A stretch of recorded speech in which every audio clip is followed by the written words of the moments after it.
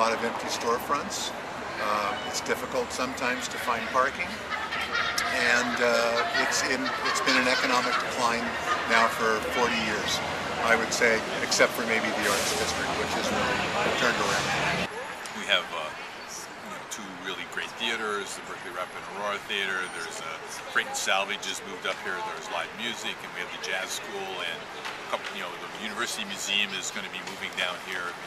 So the city is really getting a critical mass of cultural institutions which actually draw people into Berkeley.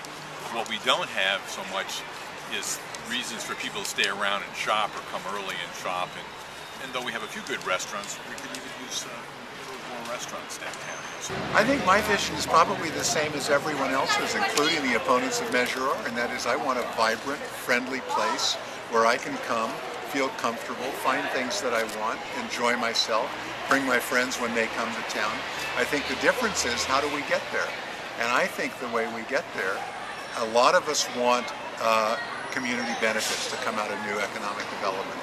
A couple of years ago, See's Candy, which was in the plaza right by the Park Plaza, went out of business, and somebody wanted to open up a gelato store. I said, hey, candy, ice cream, what's the big difference? They had to have a public hearing, somebody appealed it. It took a year to get approval to put in an ice cream store where a candy store is, okay? Because the zoning definitions are very narrow, and it treats ice cream different from candy. Okay? So why should that be? It can take in Berkeley somewhere anywhere from 3 to 5 years to get your building approved through the process. So this allows for an expedited process, and to get that expedited process, you've got to do certain things. You've got to have LEED Gold, you've got to provide bicycle parking, you've got to provide city car share, you've got to capture all the water, and most importantly, you've got to provide low-income housing. So one of the things we're offering is some certainty that if you trade certain benefits and provide them to us, we will in fact give you a process that has some certainty and a time frame to it. And we're looking for a year or a year and a half. Everybody in Berkeley gives lip service to saying we support affordable housing, but what are they actually doing to make it happen? The plan that the council passed last year, 2009, had a policy LU 8.3, which allowed developers to basically get out of the community benefit requirements. So I think given the concerns that have been raised by developers and the council's sort of acquiescence to those concerns and not really having strong community benefit requirements, I'm very concerned about what that means, whether the things that are actually in the plan will actually happen. The city of Berkeley and any city in the state of California cannot require people to provide low-income housing. It's been outlawed by the court. So unless the legislature passes a law that allows that to happen, it can't happen, period. So the Green Pathway is a creative way to actually make that happen, to provide, because people say, yes, we're going to go quickly, and because we can go quickly, we'll put in low-income housing. One contentious issue in Measure R is whether or not to allow tall buildings. Measure R would allow 3 buildings up to 180 feet, the size of the current Wells Fargo building, and 2 smaller buildings up to 120 feet.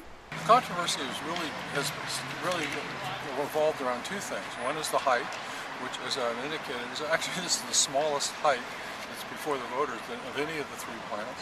And the other has to do with the issue about whether or not you're going to take down some kind of historic buildings. And that's just not going to happen.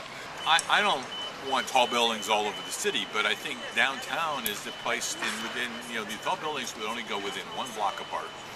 Most of Berkeley is screaming at each other over, I want tall buildings, I don't want tall buildings. Those are the 2 big factions that are yelling at each other at meeting after meeting after meeting, and it's frustrating to me, because to me the real question is, how many affordable units are going to be in your building? I think we can have development at a reasonable scale that creates housing, that brings people downtown, but 180 feet is just not simply necessary, and it will change the character of our community in a way that's not needed. Besides debating building height, the council members propose changing building projects and demographic targets in the downtown. We put so many onerous burdens on housing providers and on other builders that they decide they want to go somewhere else. We require people who are building new buildings to put ground floor retail, and then the ground floor retail sits there vacant for long periods of time. So it's sort of odd that we're forcing them to do something that they aren't making money off of, and it doesn't really benefit the city to have all these vacant storefronts. We need to have policies that require that landlords fill these spaces, because right now landlords have made the decision that they should not fill these spaces, that it's not financially beneficial for them to fill these spaces, and it creates blight on our downtown and our city. Often people will come for conferences in Berkeley at the university, you'll come to see the university, and they'll stay in Emeryville, or they'll stay in Oakland. And we're losing that revenue. If there was a convenient hotel right by the BART station, and that's where we'd like to put it, with the Bank of America, the city would get a lot of revenue, and we would capture a lot of the people that are drawn here by the university. Though we built some housing downtown, it's primarily been orientated towards students. We haven't been building workforce housing.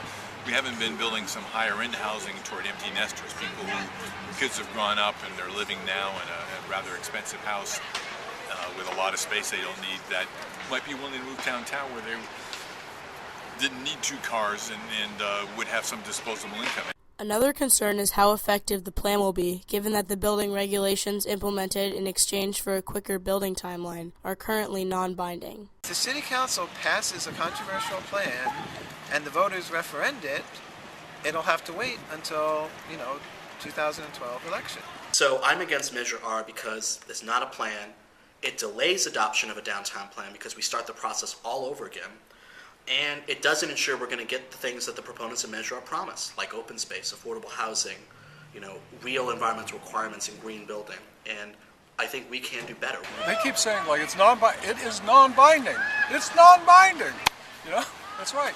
It's a direction, but the people vote overwhelmingly or vote for it. That is a direction that the Planning Commission and the City Council is going to follow, and we're going to implement it from there. Reporting for the Daily Californian, this is Samantha Strimling.